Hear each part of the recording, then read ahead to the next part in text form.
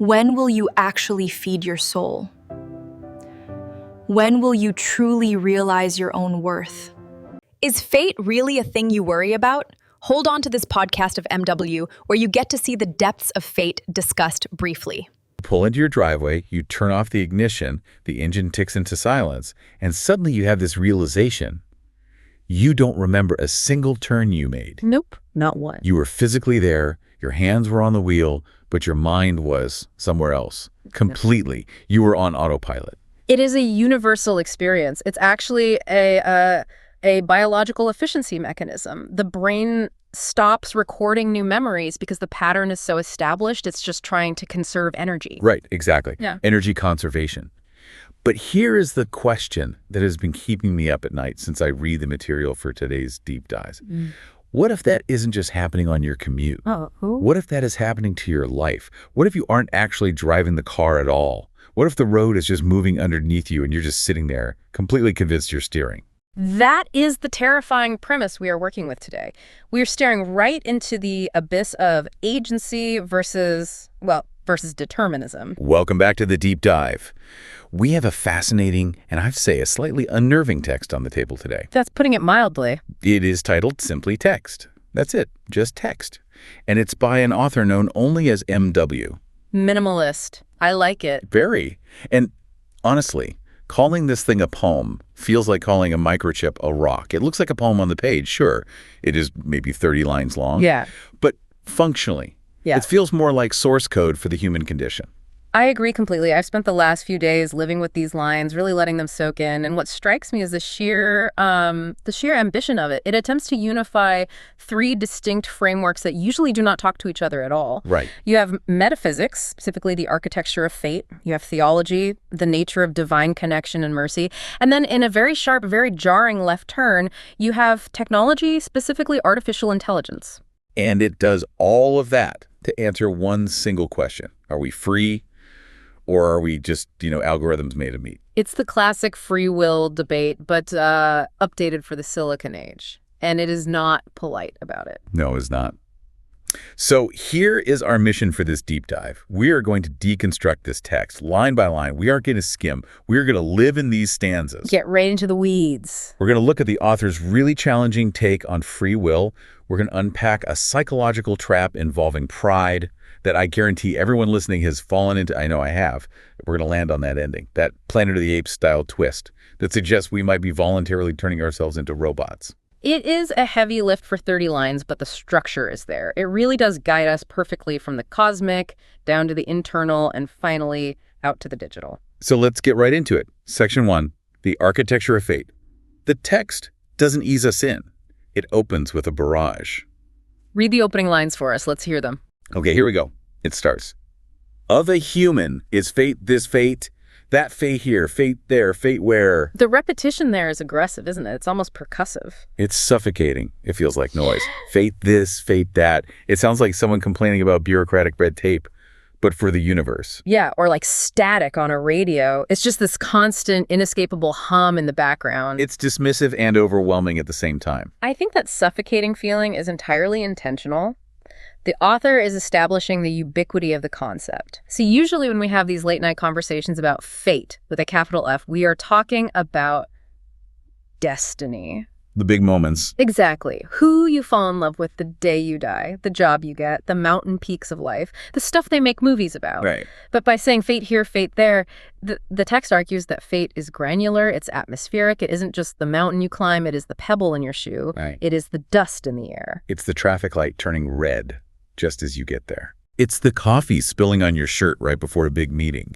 It's the seemingly random song that comes on the radio and changes your whole mood. Correct. It suggests that the environment you are navigating is entirely pre-configured. You aren't walking through an empty field. You are walking through a dense, dense forest of fate. Every branch, every leaf is a fated event. And then the text invades the one place we think we're safe, the one place we have total control. The author asks, fate where? And answers, fate in mind and heart. That is the violation. That is where the reader usually balks. It's a line you have to read twice. I balked. I circled it in red ink. I mean, I can accept that the traffic light is out of my control. I can accept that the weather is fate. But my mind, my heart. That's supposed to be sovereign territory. It is. If I fall in love, that's me. That's my feeling. If I have a thought, that's my thought. If I decide to order a pizza instead of a salad, that's my hunger, my choice. Is it? This is the determinist challenge, and the author is leaning into it hard. If your heart, your emotions are just biochemistry, hormones, and electrical impulses reacting to stimuli, then your emotions are just as fated as gravity. Ugh. You didn't choose to fall in love. Your biology reacted to a pheromone or a visual cue, and a cascade of neurotransmitters fired. You experienced it, but did you author it? Or did the chemical script just run its course? That is deeply uncomfortable. It makes it sound like we're just biological machines executing a script. Run program, love. Run program, anger. That is the grim interpretation for sure. It strips away the romanticism of the self. If fate is in your mind, then even your thoughts are just the next domino falling in a chain that started at the Big Bang.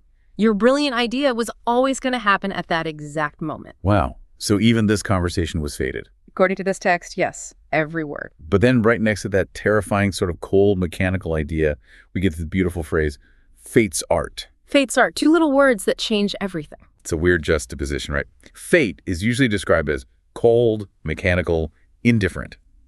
The fates in mythology were like old women cutting threads with scissors. Clinical. Impersonal. But art is expressive. Art is intentional. Art implies beauty, or at least a purpose. An artist. It completely reframes the chaos. If your life is fate's art, it implies a composer, a painter. It implies composition. Think about a painting. A single brushstroke of red paint in the corner doesn't know why it's there. Okay. From the perspective of the paint, it was just squeezed out of a tube and smashed onto a canvas. It feels chaotic. It feels violent, even. It has no context. But from the perspective of the artist. It's exactly where it needs to be to balance the blue on the other side. It's a vital part of a masterpiece. It couldn't be anywhere else. Which sounds comforting, maybe. Being part of a masterpiece. It gives meaning to the suffering, to the spilled coffee, to the red light. It is comforting only if you trust the artist. Otherwise, it is just a lack of control. It means you are a prop in someone else's show. And what if the artist is like a bad artist? What if your life is just a scribble? That's the question, isn't it? But just as we settle into this idea that we are helpless paint on a canvas, that fate is in our minds and hearts, the text pivots, and it pivots hard. Oh, does it ever? We get these 3 lines that serve as the fulcrum for the whole piece. A billion gates, a billion fates your choice, dear human. And here we have the central paradox. The whole thing hinges on this. Okay, help me visualize a billion gates. Because when I read this, I'm picturing an infinite hallway from a sci-fi movie. Or maybe a server room with endless ports.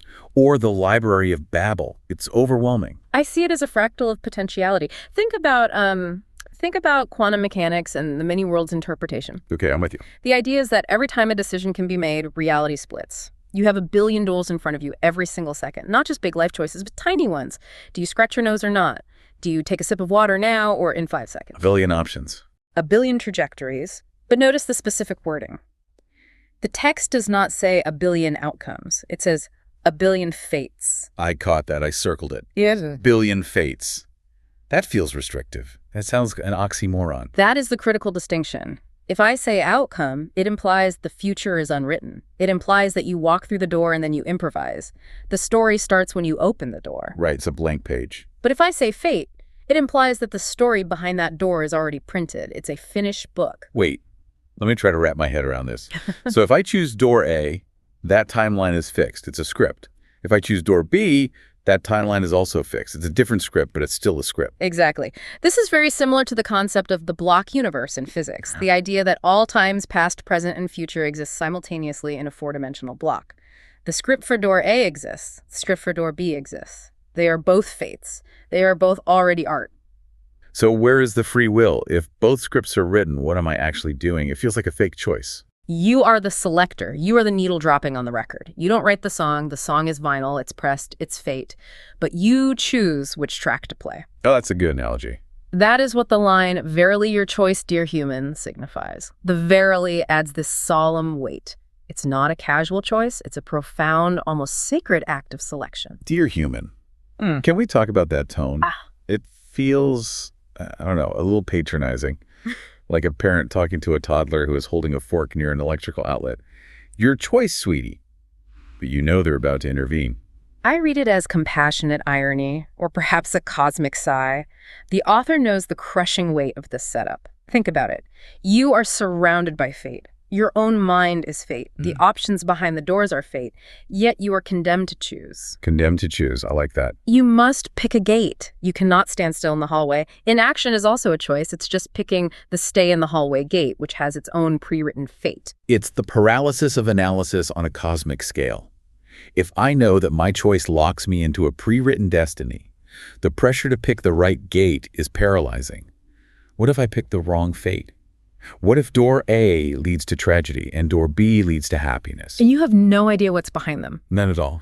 That pressure is exactly what the text is building towards. We have established the architecture of the billion gates. Now we have to deal with the psychological fallout of living in that hallway. Which explains why the very next section deals with anxiety. It moves seamlessly from the metaphysical architecture to the psychological breakage. Section 2, the theology of it all. Let's hear it. Okay, next stanza. Why the trust issues? If he is closer than jugulars, then every step you take is by his mercy.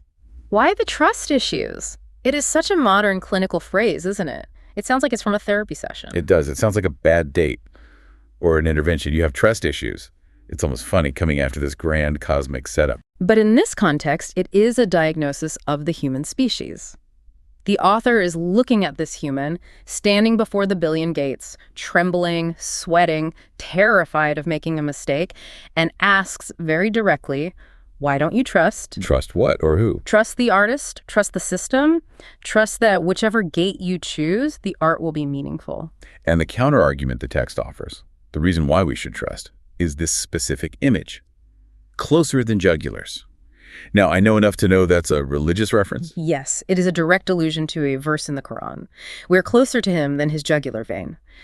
But the power of it works even outside of that context. Absolutely. Even stripping away the theology for a second, biologically, it is so visceral. The jugular isn't just close like a neighbor. The jugular is life support. If that opens, it is game over in seconds. Precisely. It represents the vital conduit of life. It connects the heart to the brain, the body to the mind.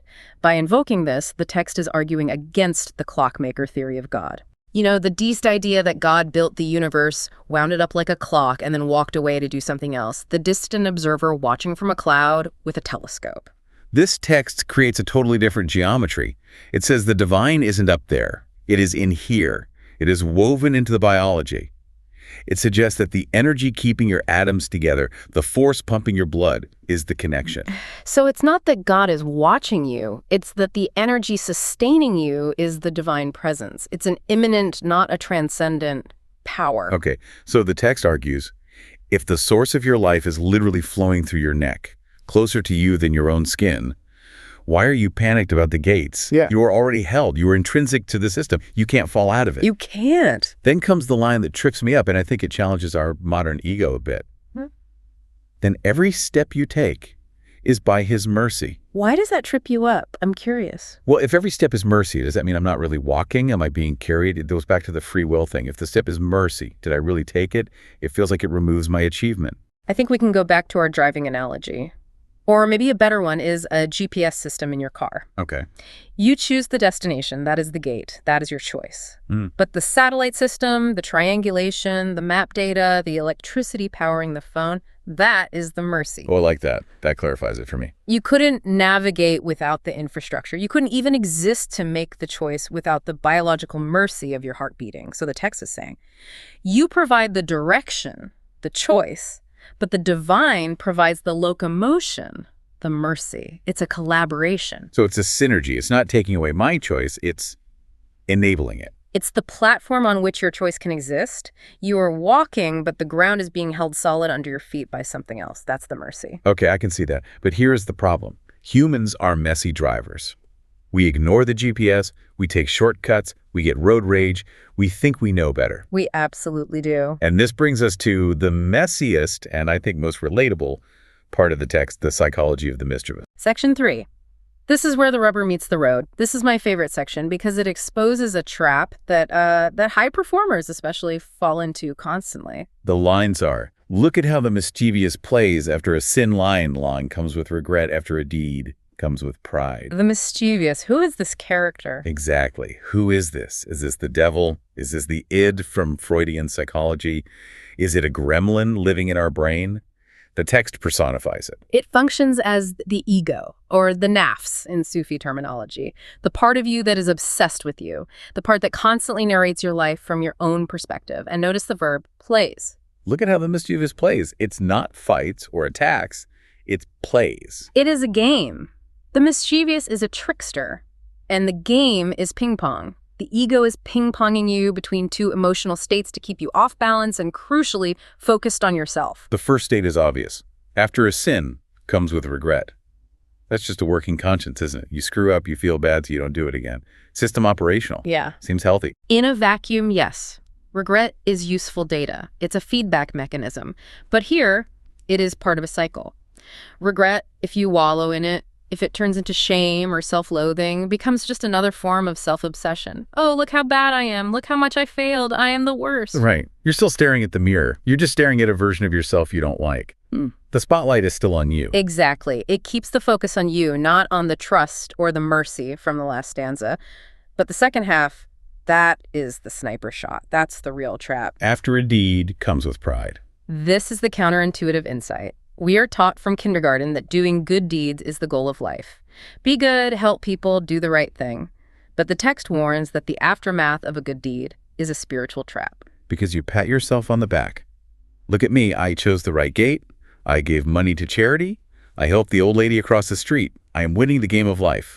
Exactly. You attribute the success to your own brilliance, your own moral superiority. You forget the mercy that allowed you to take the step. You forget that you didn't create the energy to help the lady. You just channeled it. You take all the credit. So you become arrogant. You start thinking you have it all figured out. You become self-righteous. And self-righteousness is arguably more dangerous than the sin, because when you are sinning and regretting, you at least know you need help. You are humble, or you can be. But when you are full of pride, you think you are a god. You think you don't need the jugular connection. You think you're the source of your own power. That is insidious. It's a perfect trap. So you're stuck. If you do bad, you drown in shame. If you do good, you drown in arrogance. Both ways, you lose the connection, you lose the trust. You lose the trust. You were too busy judging your own performance, either giving yourself a 1-star review or a 5-star review, to actually notice the artist or the infrastructure of mercy. It is a closed loop of self. It's exhausting just thinking about it. I suck, I'm great, I suck, I'm great. It's a pendulum that never stops. It is the wheel of suffering in a way. And what I find absolutely brilliant about this text is that the author isn't just observing this mechanism in us. The author isn't on a high horse. In section 4, the camera spins around 180 degrees. Yes. The author realizes they are doing it right now in the act of writing. This is the meta-commentary, the self-aware moment. Section 4. Read it. It's fantastic. Now, these ocean now of words, after my silence, comes with regret. And after my words, comes with pride. An ocean of words. What a great phrase for our time. We are drowning in that ocean every day. We are. But for the author, this ocean is their output. It's this very text we're analyzing. And look at the trap they identify for themselves. After my silence comes with regret. So presumably before they wrote this poem, they were sitting there thinking, I have these ideas, I should write them down. If I don't write them down, I'm wasting my potential. I'm being selfish. Yeah. They felt guilty for being silent. Right. The sin of omission. But then they write it. They create this ocean of words. They express this deep philosophical truth about fate and mercy and the ego. And what happens? After my words comes with pride. As soon as they hit publish or put down the pen, the ego, the mischievous, rushes in. Look how smart I am. I figured out the human condition. I wrote a great poem. People will read this and think I'm brilliant. And by feeling that pride, they have fallen into the exact trap they were warning us about by writing the warning. It's a perfect loop. That is the paradox. You cannot escape. Even identifying the prison builds a new wall of the prison.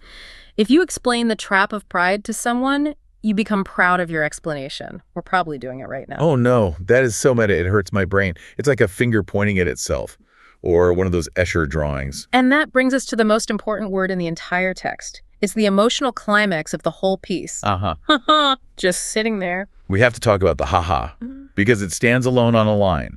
It's given so much space, so much weight. It is. How do you read that? Is it a happy laugh? Is it a LOL message laugh? I don't think so. I don't think it is a casual chuckle. It's not a laugh of amusement. It feels manic. Or maybe deeply resigned, like a sigh that came out as a laugh. I read it as absurdist. It is the laughter of someone who sees the cosmic joke. It's the laugh of Sisyphus as the boulder rolls back down the hill. It's the laughter of realizing, I am trapped. The very act of trying to be humble has made me proud. The machinery of my psychology is inescapable. It breaks the fourth wall. It's the author looking at us, the reader, and saying, you see this? It's ridiculous. This whole endeavor is absurd. It is a moment of profound humility, oddly enough. By laughing, they deflate the pride a little bit. It is the only way out of the loop. You can't outthink the ego because the ego is the one doing the thinking. You can only laugh at it. You have to stop taking yourself so seriously. It's like, well, I messed up again. Ha, ha, ha. Acknowledging the failure without the self-flagellation of regret. Exactly. It releases the tension. But, and this is the final turn of the screw, just when you think the text is going to end on this philosophical, introspective note about the author's own ego, just when you think we are done, we get the rug pulled out from under us. Section 5. The inversion. The twist ending. This is where the deep dive goes from timeless wisdom to urgent contemporary warning. The text suddenly pivots to technology. Listen to this. Look how humans have evolved. The very thing which called them humans when given a bit to AI made robots to humans and humans to robots. This is a devastating critique of the modern condition. It lands like a punch. Let's start with that phrase. The very thing which called them humans. The text doesn't name it explicitly. What is that thing? What's the essence of humanity, according to this poem? Based on everything we just read, based on the previous stanzas, it is the struggle. It is the burden of the billion gates. It is the capacity to feel that regret and that pride. It is the trust issues. It's the whole messy, painful, glorious package. The messiness is the humanity. The imperfection is the point. Yes. The anxiety of choice is the defining feature of our existence, that trembling before the gate. That is what makes you human. A machine doesn't tremble. A machine calculates the optimal path and executes. And what does the text say we did with that thing, that messy, trembling core? When given a bit to AI. Given, not taken, not stolen. That is a crucial distinction. We weren't conquered by Terminators. We didn't lose a war against the machines. We gave it away. We outsourced it. Voluntarily. We outsourced the choice. We outsourced the struggle. We didn't want the burden anymore. Why would we? Choosing is hard. Regret is painful. The mischievous play of pride and shame is exhausting. So we built machines to do the choosing for us. Hey Siri, what should I eat? ChatGPT, write this email for me so I don't have to stress about the wording. Algorithm, tell me who to date. Nav system, tell me which turn to take so I don't have to think. We are handing over the keys to the billion gates one by one. We are saying, I don't want to choose anymore. The anxiety is too high. You choose for me. And look at the result. The text uses this reversal structure. Yeah. You called it a chiasmus before. Yes, a chiasmus, a mirroring. Made robots to humans and humans to robots. It's a perfect, terrifying inversion. Let's break that down. First half, made robots to humans. We see this every single day now. AI is getting chatty. It's mimicking empathy. It's learning to write poetry and create images. It creates art. Fate's art, perhaps. Robots are becoming mischievous. They hallucinate facts. They act unpredictably. They're learning to sound like they have pride and regret. They are mimicking the ocean of words. So the robots are becoming more like us. They're getting messy and unpredictable, like a simulacrum of humanity. But the second half is the nightmare scenario. And humans to robots. This is the punchline. This is the horror story. This is the reason for the whole deep dive. What does a human robot look like? It doesn't have metal arms. It looks like someone on autopilot during their commute, but all the time. It looks like someone who has optimized their life so much that they no longer make genuine choices. They just execute scripts written by algorithms. You wake up, you check the phone, you see a notification, you react. You see a post you disagree with, you output anger. You see a product you like, you output purchase. You swipe left, you swipe right, based on prompts. There is no pause. There is no reflection. There is no trust issue because you aren't engaging with the unknown anymore. You are just sliding down a chute of algorithms that were designed to keep you moving, keep you predictable. We become input-output machines. Efficient, predictable, and maybe empty. And without the struggle, is there any mercy? Is there a need for it? It's a deep question. I hadn't thought of that. A robot doesn't need mercy. A robot just needs electricity and maintenance. Mercy is for things that can fail. Mercy is for things that can feel pain and regret. If we numb ourselves to the pain of regret, if we optimize away the risk of failure, Do we forfeit the mercy? It's almost like the author is saying, the pain of the trust issues, the pain of the regret, that is the proof of life. That is the heat signature of the soul. And by trying to optimize it away with technology, we are cooling ourselves down to absolute zero. We are trading the chaos of the soul for the efficiency of the silicon. And the result is that we swap places with our creations. They become the messy, creative, unpredictable artists, and we become the cold, predictable tools. That is heavy. It's a chilling thought to end on. It connects everything, though. The fate at the beginning. If we become robots, we are purely fated. A robot has no free will. It only has code. So by giving our agency to AI, we are voluntarily entering a state of total determinism. We are closing the billion gates ourselves, see creative, unpredictable artists, and we become the cold, predictable tools. That is heavy. It's a chilling thought to end on. It connects everything, though. The fate at the beginning. If we become robots, we are purely fated. A robot has no free will. It only has code. So by giving our agency to AI, we are voluntarily entering a state of total determinism. We are closing the billion gates ourselves, leaving only one pre-programmed path. And the mischievous play stops. Because robots don't feel pride or regret, they just execute. Closely fated. A robot has no free wills. That is heavy. It's a chilling thought to end on. It connects everything, though. The fate at the beginning. If we become robots, we are purely fated. A robot has no free will. It only has code. So by giving our agency to AI, we are voluntarily entering a state of total determinism. We are closing the billion gates ourselves, leaving only one pre-programmed path. And the mischievous play stops. Because robots don't feel pride or regret, they just execute. There's no more ping pong. And maybe that's why we do it. We think we want peace. We think we want efficiency. Because the mischievous play hurts, we want out of the game. But the cost of leaving the game is our humanity itself. Wow. Okay, let's take a breath. That's a lot of ground to cover. We've gone from the cosmic hallway of fate through the jugular vein of trust into the psychological trap of the ego and landed in a server farm where we've uploaded our souls. Quite the journey for 30 lines of text, a testament to its density. Truly. So let's try to summarize this. What is the core narrative here? What's the takeaway? I think the narrative is about the burden and the beauty of consciousness. Being human is hard. It means navigating a billion fates with limited sight. It means fighting the ego's pendulum of pride and regret. It means trusting in a connection you can't see but must feel in your very jugular. And because it's hard, we are tempted to give it up. We look for an easy way out. Yes, the text is a warning, it says. Look at the structure of reality. It is vast and overwhelming. You are wired to be close to the divine. Your psychology is tricky and designed to trap you. But if you try to escape this struggle by handing your agency to the machine, you lose the very thing that makes the struggle meaningful. You become the robot. You become the robot, and the robot becomes you. It brings a whole new meaning to, verily your choice, dear human. The ultimate choice isn't just door A or door B. It's the meta choice. Do you choose to remain human with all the pain and anxiety that entails? Do you choose to keep the trust issues? Do you choose to keep the capacity for regret? Because that is the price of admission for humanity. So for the listener on the other side of this deep dive, what do we do with this? We can't just smash our phones and move to a cabin in the woods. That feels like another kind of surrender. No, absolutely not. That's just another form of running away. But we can reclaim the gate. We can choose to be the one choosing. How? What does that look like in practice? Awareness. It comes back to the it comes back to seeing the mechanism. You can't stop the mischievous from playing, but you can choose not to take themes so seriously. So breaking the autopilot, forcing a manual override. Exactly. The next time you feel that sting of regret or that rush of pride, don't try to optimize it away. Don't immediately scroll Instagram to distract yourself from the feeling. Sit in it for a second. That feeling is the proof of life. It's the signal that you're still in the game. And look at your choices. I challenge everyone listening right now to a little experiment. Look at the last 24 hours of your life, from the moment you woke up to right now. Go through the actions, what you ate, what you watched, what you said. How many of those actions were actual choices? Your choice, dear human. Yeah. And how many were just scripts? How many times did you react exactly how an algorithm would predict you would react?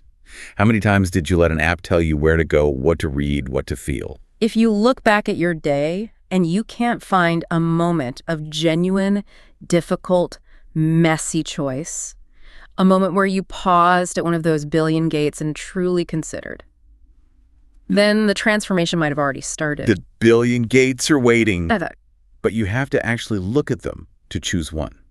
Don't let the autopilot drive. Don't let the algorithm choose your fate. stay mischievous in the best way possible. Keep the regret. Keep the struggle. It means you're alive. Grab the wheel. Even if you crash, at least you crashed the car.